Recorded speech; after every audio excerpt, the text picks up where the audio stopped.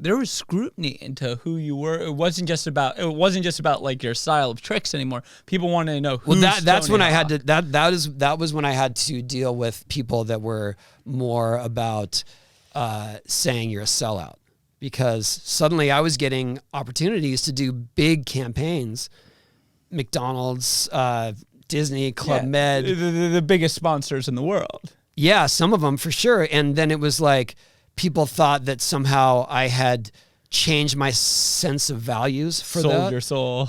Right. And it was like, well, on the contrary, 5 years ago, or even when I was 16, had McDonald's offered me a sponsorship, You would have said, yeah. hell yes. You like Right? McDonald's. Yeah, I like McDonald's. And like, you know, I just did a whole thing with Subway. I love Subway. Subway was our go-to. Right, the $5 footlong. It was our go-to road on tours. Like, it's sustenance. it's sustenance and it's consistent. Yeah, and it's So, cheap. right. And so all those things, it wasn't like I had some sense of like, this is, you know, I only put this on my body or whatever. And then someone offered me money. I was like, oh yeah, I'll do whatever.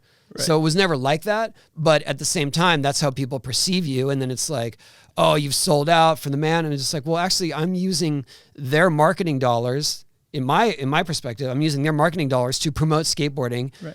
And also to help fund skate parks, because I demanded that anytime I got a sponsorship, a portion of that money goes to our foundation. Right. And when did the foundation start? 2001. Yes. Yeah, so because you had seen what happened when all of a sudden, you know, the skate parks don't have support, as you were saying earlier. You know, when that money dries up, those skate parks shut down, and then there's no place for people to skate. And so is that, going back to what I was asking earlier, about being this ambassador, did you feel a sense of responsibility now that you were kind of this poster child to ensure that skateboarding was something that was made available, where the skate park funding didn't dry up anymore? Is that what drove you? The reason I started the foundation was because right around that time, around 99, 2000, there was this explosion of interest in skateboarding. All kinds of kids were doing it for the first time, and there were hardly any facilities.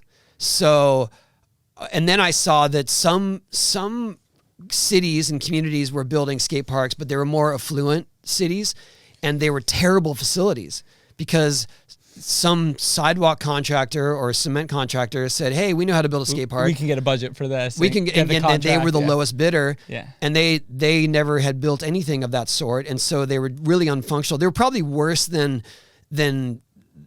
plazas or mall parking lots. Oh yeah. In terms of skating and facility. The first drafts for the park in Northampton, where I'm from, this small town in Western Massachusetts, I remember nobody that was almost not a pro could have skated in that.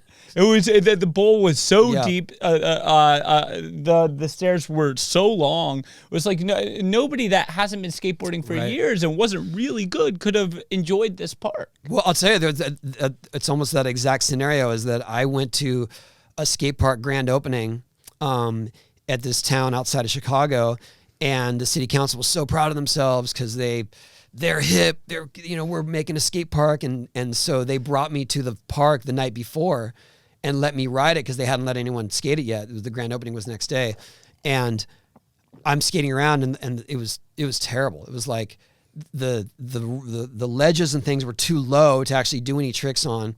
There would be a set of stairs that ended at a wall, and it was obvious that no one who skated had been part of the process. This park had been part of the process. And I remember these city council guys watching me from the fence, and they were so excited I was skating around.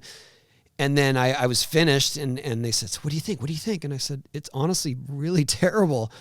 I wish I could tell you it's great, but it's kind of unfunctional. And they said, you know what? That's what all the kids were saying when we were building it. But we said, wait till Tony Hawk gets here and he'll show you how to ride it.